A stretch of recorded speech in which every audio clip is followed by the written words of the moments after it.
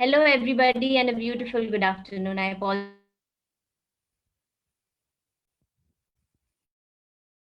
for the technical difficulties.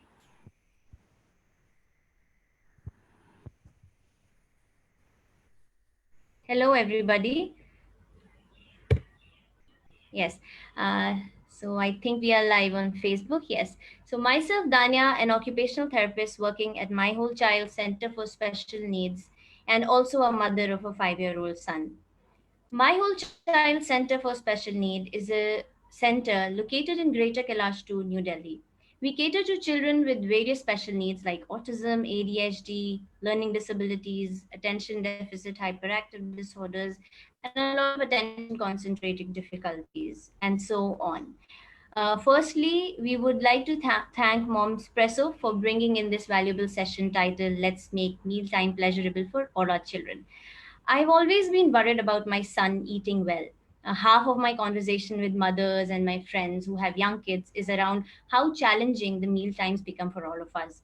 We keep complaining, my kid is too choosy, he would not eat this, he likes this, today he threw a tantrum, or maybe I have to roam all around the house to feed him.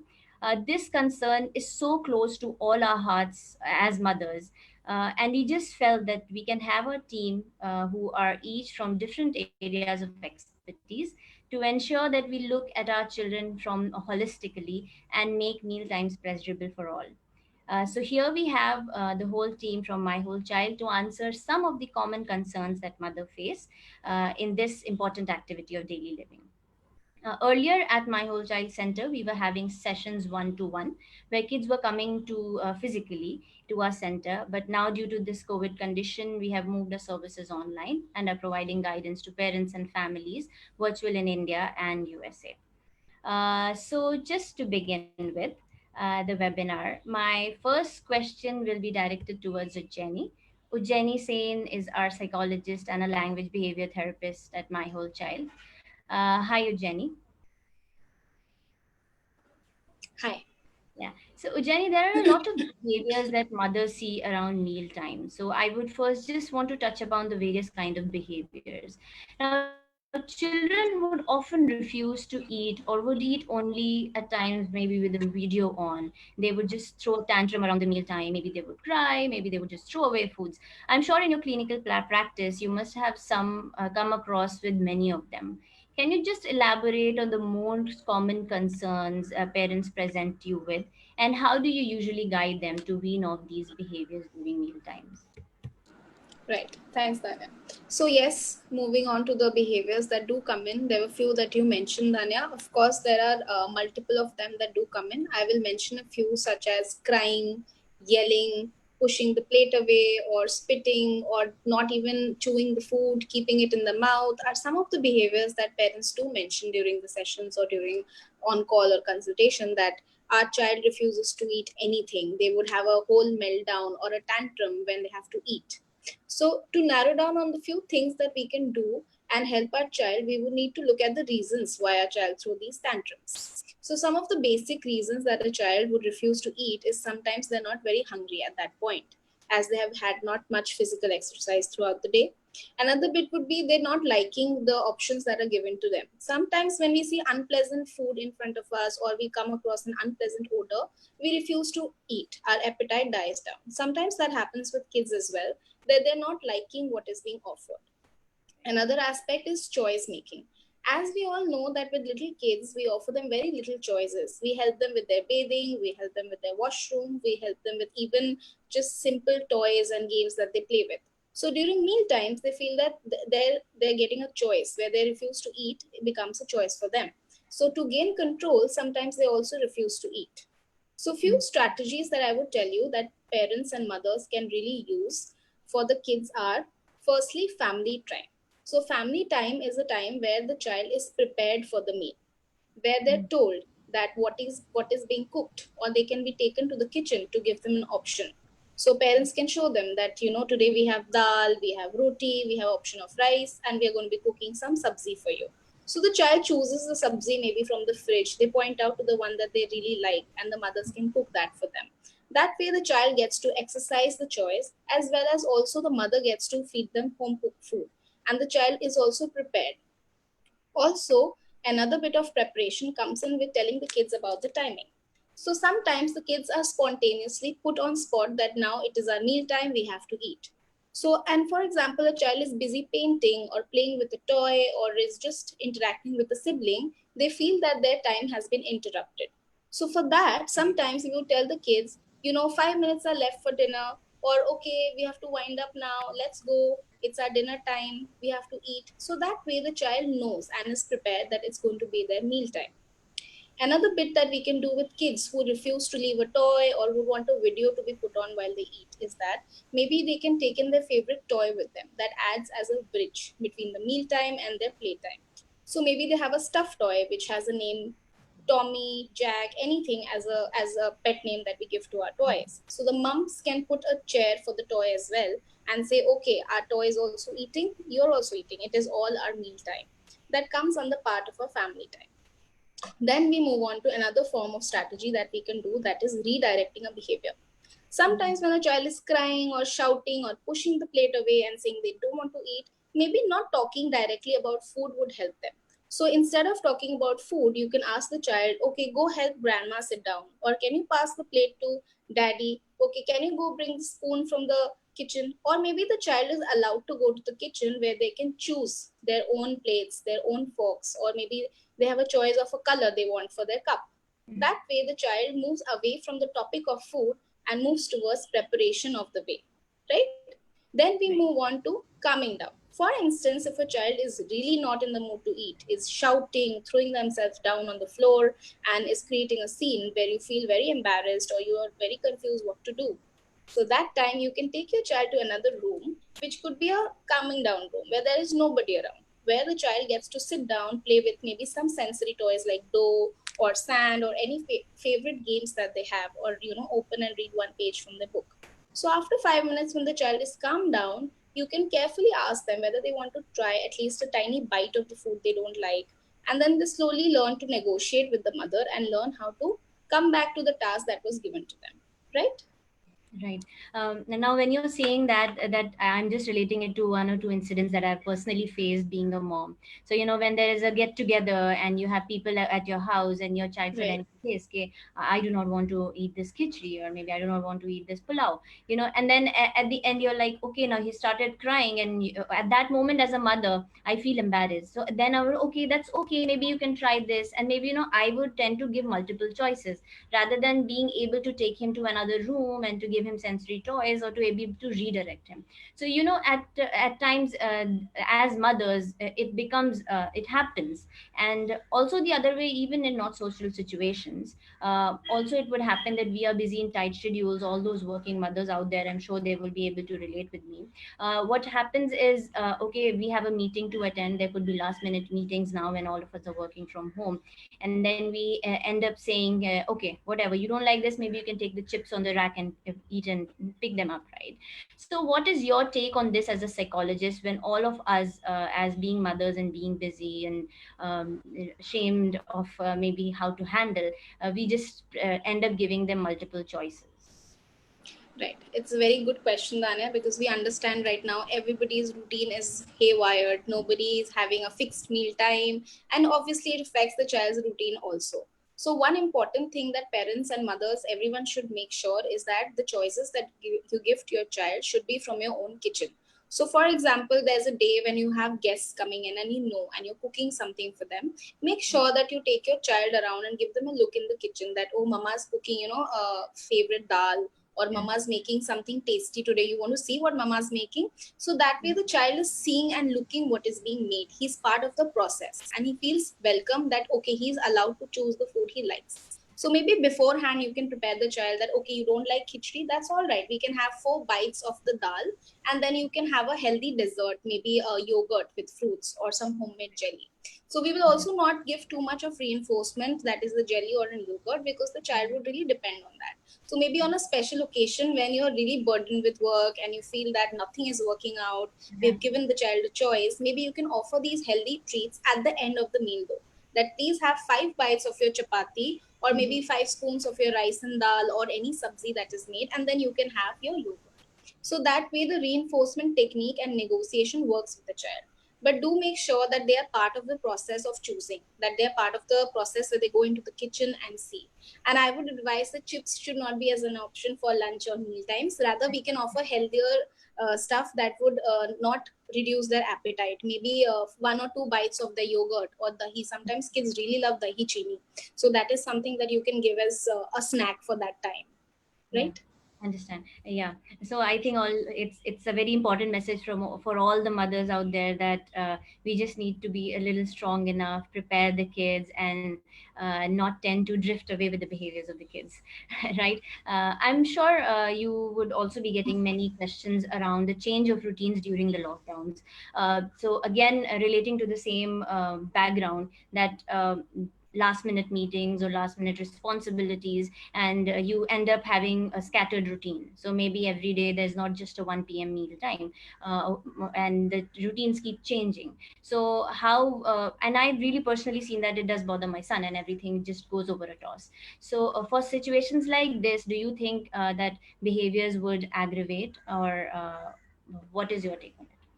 Of course, Danya, the behaviors are going to aggravate because there is no pattern that the kid knows. So there is no predictable environment that they're getting. Of course, it is nobody's fault that the situation is such. But I would suggest that the kids do get maybe an hour or half an hour of physical play outside. Maybe if not in the garden or maybe in the balcony, they can play a simple game of catch and throw. Also would help them, energize themselves. Maybe some jumping jacks, maybe jumping, maybe running. So cycling would also help. So adding a little bit of physical aspect to your routine would really help a child have more appetite.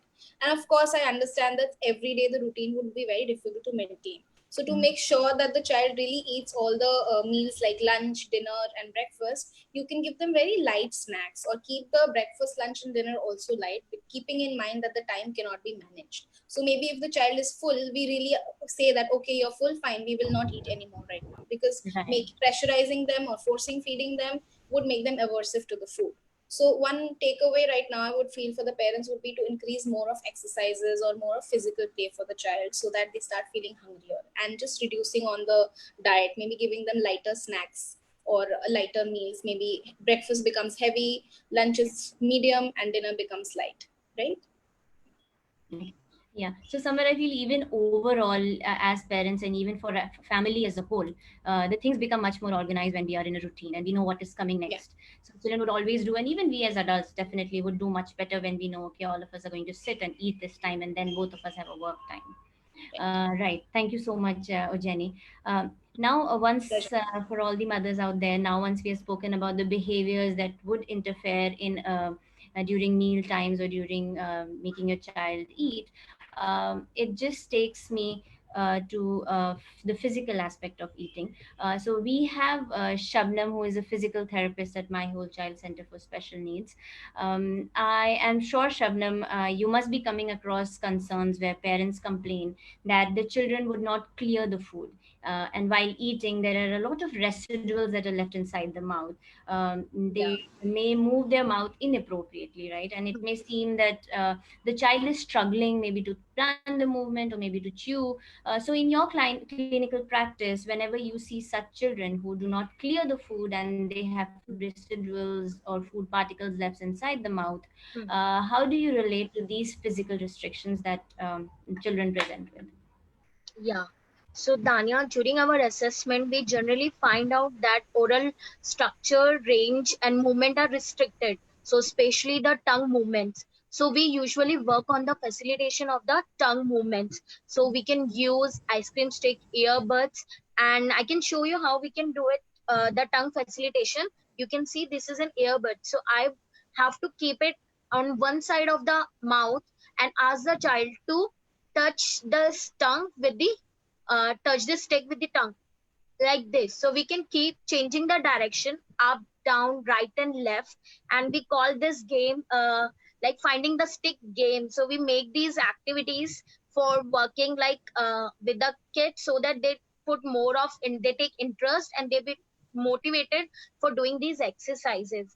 And one all thing like we try to put take some things like we can take honey, chocolate syrup, butter, peanut butter, anything which child likes. So we have to put it inside the mouth, and we ask the child to lick it off. So in this way, it facilitated to reach and lick that thing.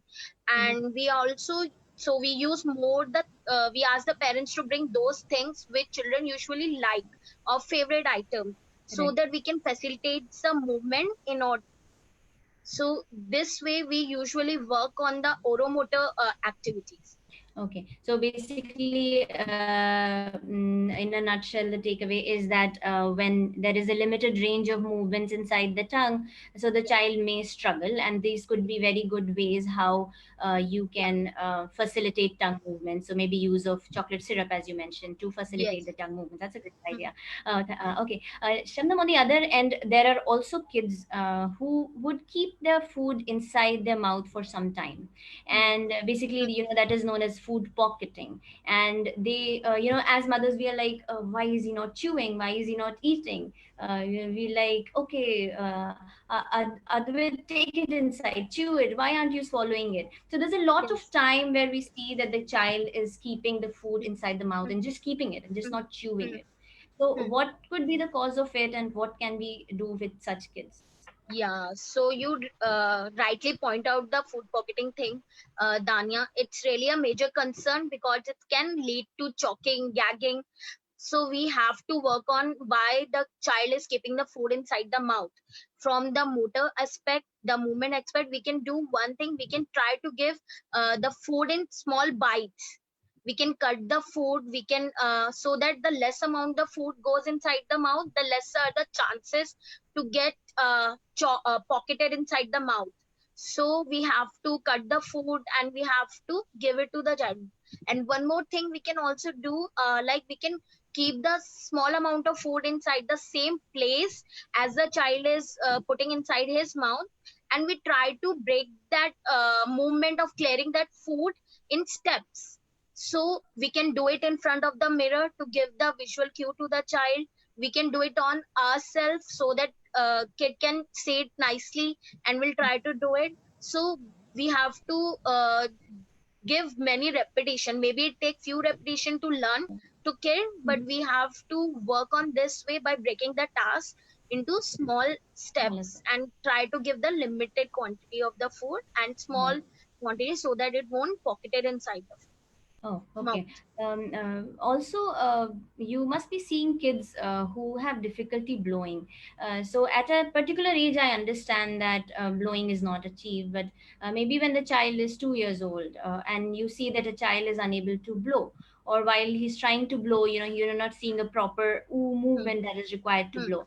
Now, whenever such kids visit speech therapists, they would often tell us exercises, okay, that in front of the mirror, as you just said, you have to mimic hmm, and to try to motivate the hmm, child.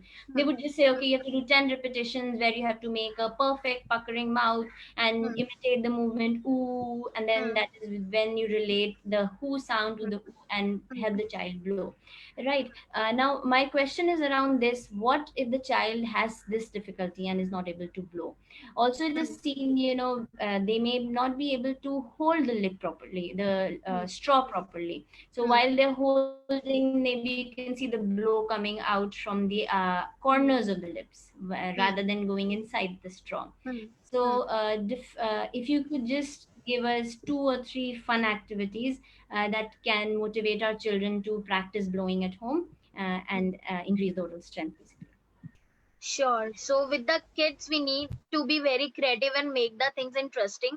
So we use lot of rhymes, which involves more of facial movements, so that child can learn and imitate those movements with us. Like we have a nice poem, Old MacDonald had a farm, E-I. So in that, those phrases, the child needs to make the movements of the mouth. He needs to imitate. So we have to do the same and make the thing interesting. And we can also play some kissing game or lip mark game. So we can give a tissue paper or we can do it on the mirror or on a simple paper. So like we can divide it according to girls and boys in this. So girls can use the lip balm and can try to give the marks on the paper on the tissue paper, and we can, for the boys, we can use some edible colors and put it on the lips and they'll try to put the same marks, and we can make it more interesting, whether the marks are small, big, and this way we can include more. So from the first aspect, we need to focus with the concept. If the child is understanding that ear is coming out of the mouth, so we have to make him feel. So we can show him and we can say, see, the ear is coming from my mouth, and see. And the same way we can ask the child to place his hand on his mouth and ask, see, are you feeling the ear is coming from the mouth? Or in this way, and then we can have a little tissue paper, hold it in the hand, and we ask to blow. See, this tissue paper is moving, I'm blowing. So in this way, children can also copy, and we So can have basically, the feedback is the crux, that the child is able to have a feedback that yes, I'm able to blow. yeah, So I'm yeah, relating to bubble blowing that my son would love to do. yeah, So yeah. so I think that can also be used to grade, right? Yeah, yeah, In we can have a glass filled with water, and we can have one straw, and we try to make the bubbles inside, and we can make, see, my bubble mountain is becoming so big. Can you make this? So in this way, we'll try to do it with the kids, and we'll have so many other game, like we can have cotton blowing game with the straw from one point to the another, or we can simply put on the table, and the child will blow from one side to the another, and we can keep one cup, and that cotton ball is going inside that cup. So in this way, we have to make more interesting for the kids. The Right. candle blowing is also one of the good option. The children love so much the candle blowing. So in this way, we have to make all these exercises fun and interesting for the kids, Tanya. Yeah, correct, Shabnam. What I would like to sum up what Shabnam said is, whenever a child is having any kind of a physical limitation with his oral structure or with his skills, that is making eating difficult for him. So we need to understand what is the underlying cause. If you feel that yes, there is some restriction or some kind of a constraint that your child is facing, that you feel कि वो tongue left right नहीं हिला पा रहा है, and that's why he's not clearing the food, और on the other end आपको feel हो रहा है कि वो उसका jaw movement proper नहीं है. So it's always a good idea to visit a professional and understand if there could be an underlying cause. Yeah, And if not, yes, we have lovely ideas that you gave, that definitely I feel it would be fun for mothers to engage their children in, and they can try that. Thank you so much, Shabnam.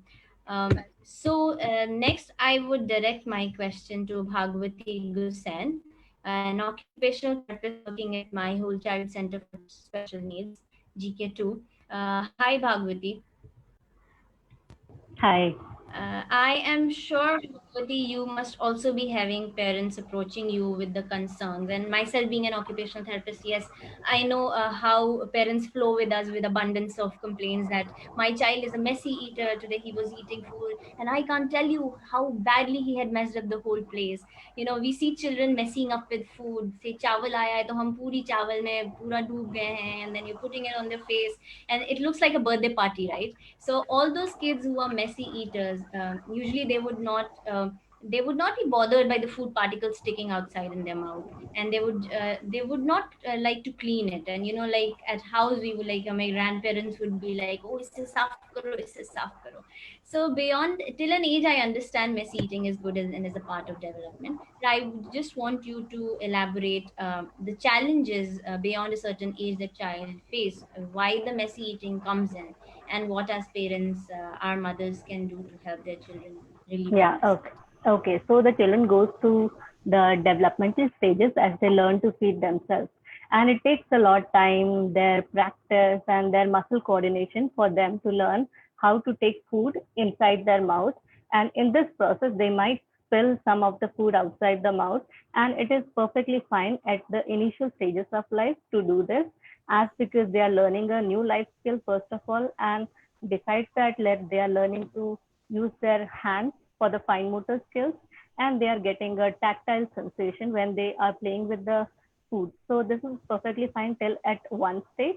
And when we see a child who is like not bothered, as you said, by the food particles around the mouth, or we can see some children who are like drooling and they are not bothered by it and they don't want to clean it, they are perfectly fine with that. So that means, and we can also see some children who are teeth grinding. So that means they have some kind of underlying sensory difficulties. And at that point, we should definitely consult an occupational therapist And the some of the strategies that I would like to share would be engaging them in good 15-20 minutes of oral awareness exercises. So the first will be, okay, so the first will be contrast water massage. For that, what we have to do, we just need a towel hanky like this. And besides that, we can have a lukewarm water bowl and a bowl of cold water. What we have to do, take the hanky, dip it in the cold water, squeeze it, and start from the cheek and go to the corner of mouth like this. So this is one. Same with the other side. Two. Now from the chin to the lower lip. Three. Now from the nasal line to the upper lip. Four. And now to the lip. So five. So this by this way, we can do the oral awareness exercise. Besides that, we can also engage our children in some of the blowing exercises. We can have different types of straw. We can have like thin straw, thick straw, crazy straw, which are rounded. We can use all those straws and let the child blow with that, suck with that for improving their oral awareness as well as strength. So that will also be very good for them. Besides that, we can also engage the children in having diet that includes crackers, peanut butter. So that will also be good. Yeah. So I will just add on a little to what you just said. And me, myself, being an occupational therapist, what Yeah. do I do usually? So when Bhagwati did mention about oral awareness, when we say oral awareness, it's about being aware inside and outside the mouth. So we as adults, we as typically growing kids, we typically growing people, yes. So we would usually see that we would be bothered if there is a water, or maybe we are eating and there's something spilled around. We would clean it up, right? So we are aware of what is touching on our faces, what has fallen down, what needs to be cleaned up. So at times children do have some underlying sensory difficulties that an occupational therapist takes care of, and those need to be addressed. At home, the other way that we can improve messy eating is maybe you can use bowls when you're training your child for independent eating. So maybe you can use those bowls that stick to the surface of the table or on the mat, or you can use non-skid mats under the plate of your child, so that at least you eliminate one distraction, right? So there is a stable support where from which your child can eat. The other thing could be use of spoons and angulated spoons. So maybe when we were young and when we go for spoons for toddlers, and when we would go for shopping, we find different spoons. So you see, this is a spoon that is not usually used by kids of older age. So this would help in lip clearing, right? So if on the other hand I use a normal spoon, a child would not eat. Child would not know how to clear it, how to use the lips to clear it. So we have to make sure that we identify कि बच्चा क्यों नहीं खाना खा पा रहा है और बच्चा क्यों messy हो रहा है, right? Maybe you can try and change the spoon and then give, right? तो हम छोटे बच्चे को जब ये वाला spoon use करते हैं porridge खिलाने के लिए, so we just put it and then we take off the spoon and we know that it is being cleared up. Similarly, for kids who are of who have poor fine motor strength, so maybe pencil पकड़ने में problem है या spoon पकड़ने में problem है, so we can modify these spoons and make the grip a bit wider, right? So when the child is, maybe he's not able to hold and do this fine manipulation, so maybe we put any kind and any such thing, maybe we just put a rubber band around, right? And we increase the flip and then we give a big grip to the child, तो बच्चा ने आराम से फिर करा और फिर खाया. So, as mothers, I think we are good detectives for what our child is facing difficulties with, and we need to keep an eye कि हम हमारे बच्चों में क्या दिक्कत आ रही है, and then accordingly we need to shape up the response के how the child can do better. Right. Bhagwati, I'm coming back to you with my next question. We did talk about messy eating. Now, on the opposite, there is a category that talks about picky eaters. Yeah. So again, I'll just give example of my own son. So अगर हमें orange juice पीना है तो हमें strained juice पीना है. He would not want to drink it with all those fibers inside, right? I feel there are a lot of kids and like a lot of mothers that I come across who have these problems, that they would not eat food of a certain texture or of a different variety of foods.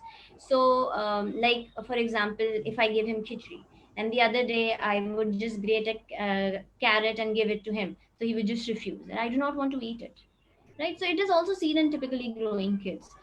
So how can we help grading of these textures of food among our children? Okay, so yes, for the children who are picky eaters, who are very choosy for what they want to eat, besides the behavioral aspects that our psychologists have already shared, I would like to just stress upon the textures acceptance in the children. So there are some children who will just prefer the soft puree food, and on the other hand, there would be some who will just be liking the hard crunchy food. So we can find the children that they are liking just one group of food and they are just avoiding the other group of food. They are very refusal for that. So what we have to do, we have to be very gradually expose the children to the new food. So how we can do that? We can start by putting the new food onto the table where the child is allowed to just see the food and not have the food. So maybe what we can do, we are on a dining table and the child is saying that yes, okay, someone is eating banana, ठीक है, मेरे पास नहीं है, someone else is eating it. Then maybe at some point of time, you are sitting in front of the child and eating the banana. So the child can be okay, they are eating it, I'm not eating it. After some time, you can put that banana piece on his plate, and the child should not be bothered by having banana in his own plate, although the child is not eating that. After that, we can progress to giving him, encouraging basically the child to play with that food. So we can give him a spoon or a chopstick, whatever the child is able to hold, and then we can maybe let the child play with it. If the child is not okay with the hands at first, we can give them just a normal stick. Okay, beta is stick khel lo aap.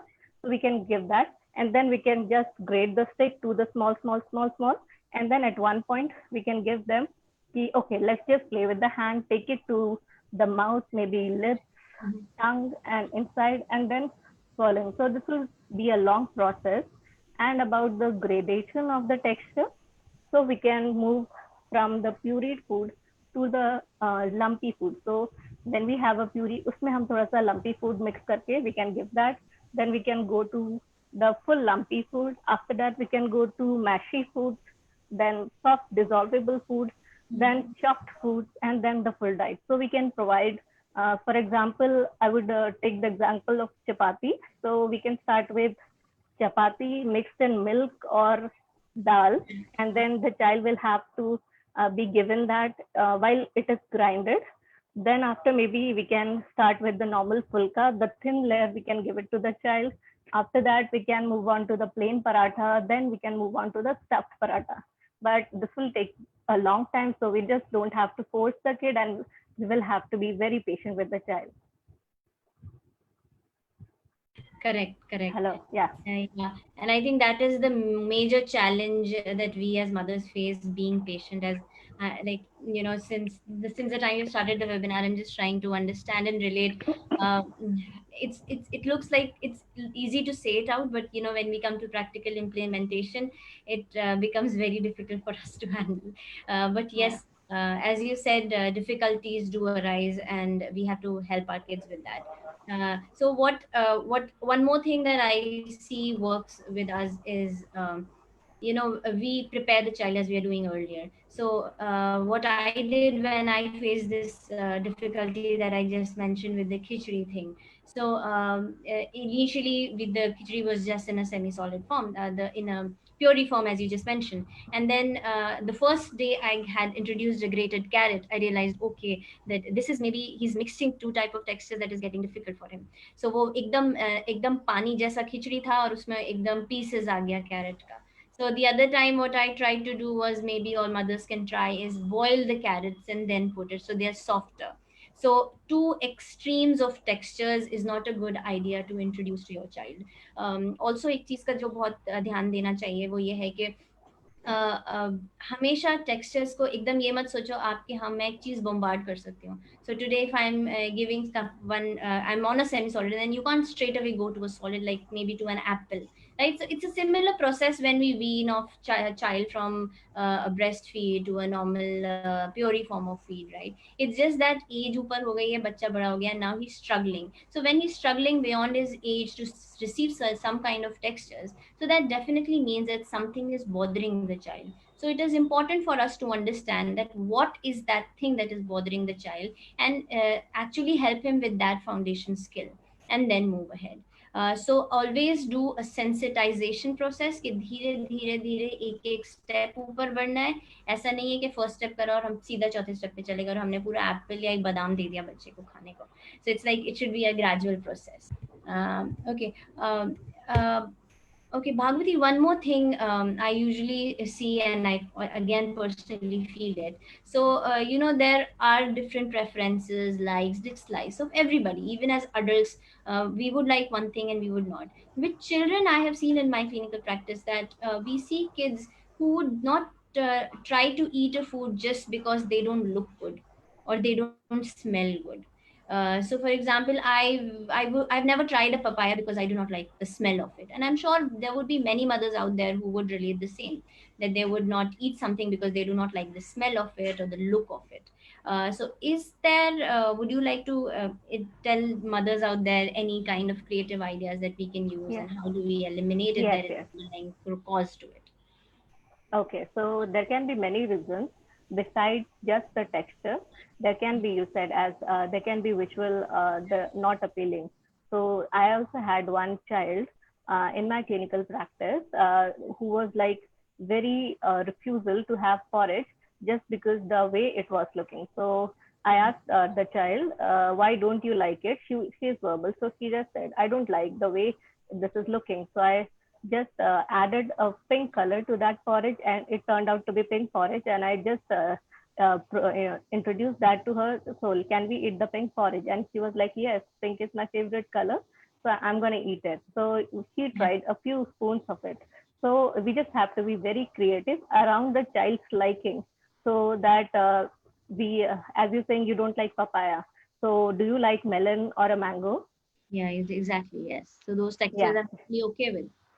Yeah, so that means you don't have any problem with the textures. And about preferences, yes, it is okay to have preferences.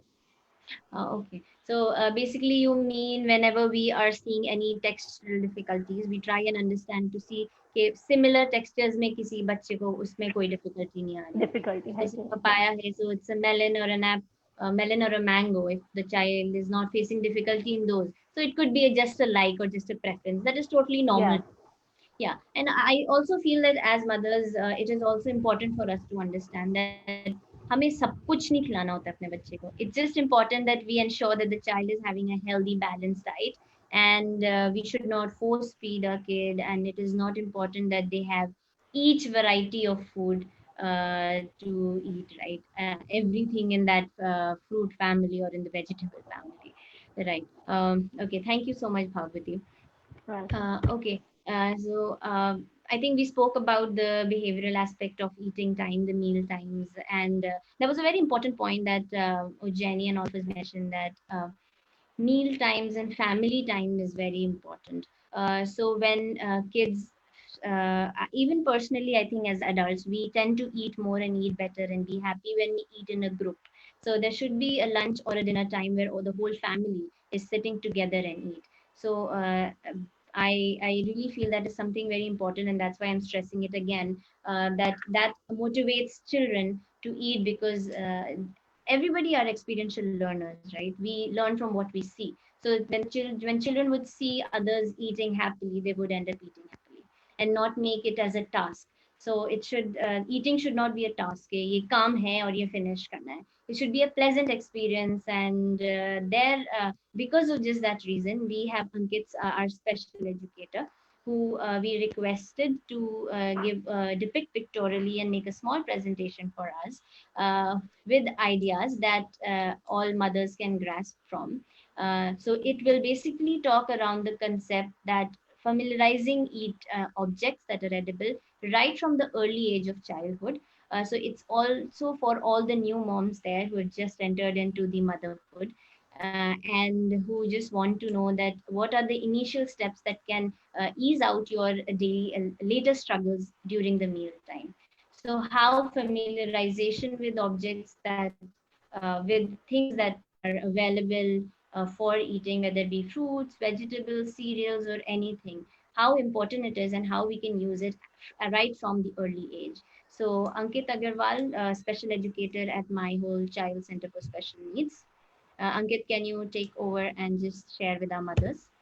Yes, I so we all know that the parents have a generally great responsibility to model a good eating behaviors towards a kid, or as in a playful manner, so that they can learn a lifelong skills. So we need to create that opportunities with eatings also, that the child can generalize the identification or the food habit or eating habits with a different manners. So we can use different types of games, we can use of lots of craft, we can use some worksheet, or we can use puzzles for connecting the food or with these activities. So I'm gonna show you my screen that will help you to do some activities. So I'm gonna sharing my screen.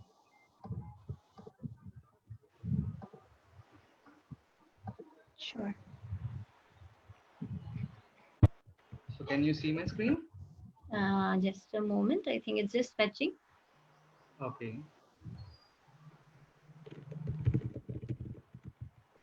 Now, It should be there. Yeah, okay. go ahead. So a fun way to teach kids about the food and the healthy eating. So there are some activities I'm gonna show you that you can do with your child, whether it's individual or in a group, that will helpful for the eating habits. So our first activity is pegboard food items puzzles. So like you can use different types of pegboard puzzles with having fruits, vegetables or different food items. So the child will generalize the food items with a pegboard. Like the child will identify the colors, the shape of the fruit or a vegetable or the structure, and that can associate with their experiential learning.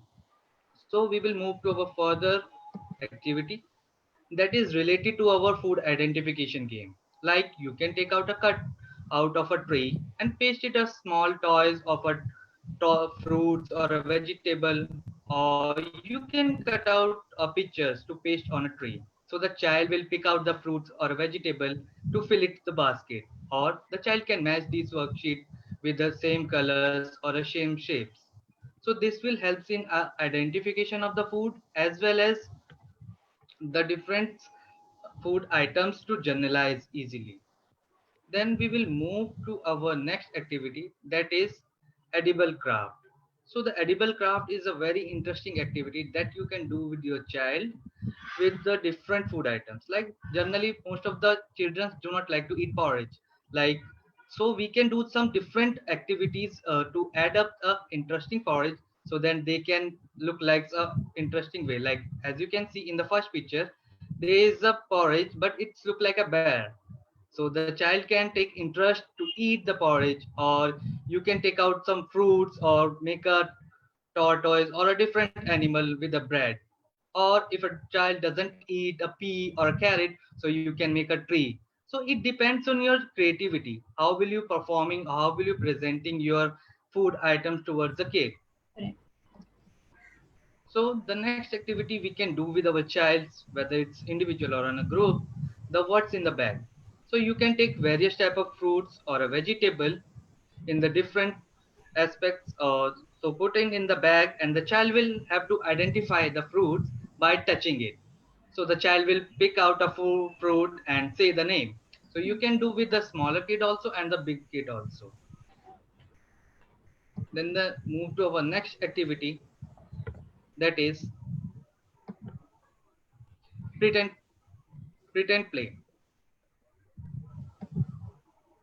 So you can do different types of pretend play games, like as in the corona time we can't go outside to the home, so it is dangerous for us. So we can do as a pretend play picnic game where the child can serve the fruit or the eat the different types of foods with the enjoy its family. Or you can do garden pretend play games, so the child will pretend to grow different types of vegetables or fruit in a box. So this will help in as a play game with generalizing in the eating habit and the different things. So the next activity that is can do with your big children. So this is the sensory activity that you can do, the smell and the taste gas. So there are, you can take different types of food items that the child have to taste or a smell to identify the food. Like if you can see, there is a different taste of a orange or a chocolate. So you can use also different types of essence smelling bottles, like the child will smell different types of essence and identify the flavors, like there is a vanilla, cherry, but it depends on your child that the child is able to identify the smells.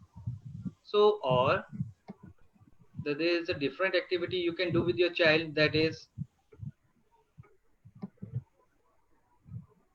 worksheet game. So there is a fruit game that you can do with your child, that the I Spy game.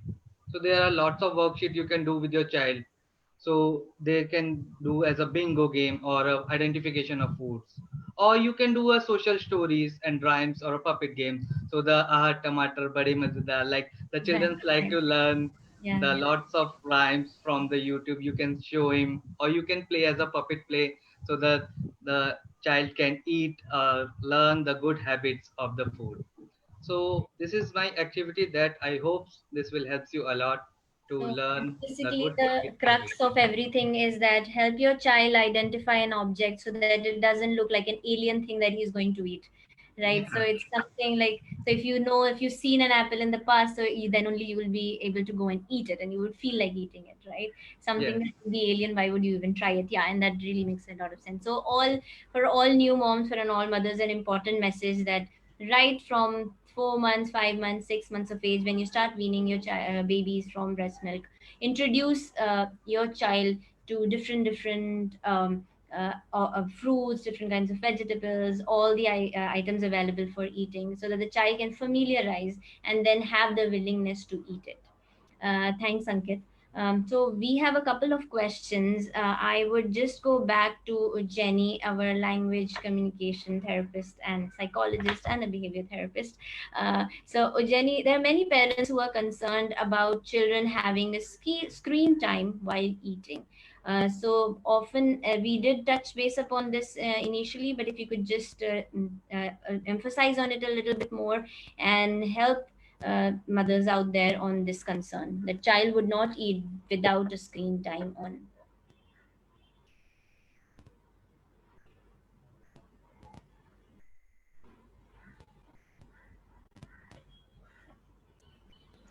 Yeah, thanks, Tanya. So yeah, I would just stress upon the bit that I mentioned initially, but before I go on to that, I would also emphasize that if a child is really addicted to watching TV at the meal times or have been for a long time, just suddenly changing the routine would really not be appreciated by your child. They might have a very bad relationship with food.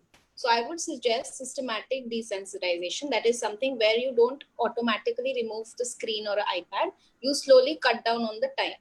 So, for example, a child started watching the video throughout the 45 minutes or 1 hour or half an hour that the child takes to eat. Maybe he gets to watch for the 20 minutes and 20 minutes without it. So, for that, we have to start preparing the child beforehand, like I mentioned in the family time. That do tell the child that now it's going to be our meal time, we're going to start eating in 5 minutes. So even if they are watching a video, do tell them that we will switch off the iPad or the phone after 20 minutes or 5 minutes, and we'll go for dinner or lunch. And you can watch your video or song or anything that you're watching after you finish maybe 6 bites of food that is being prepared.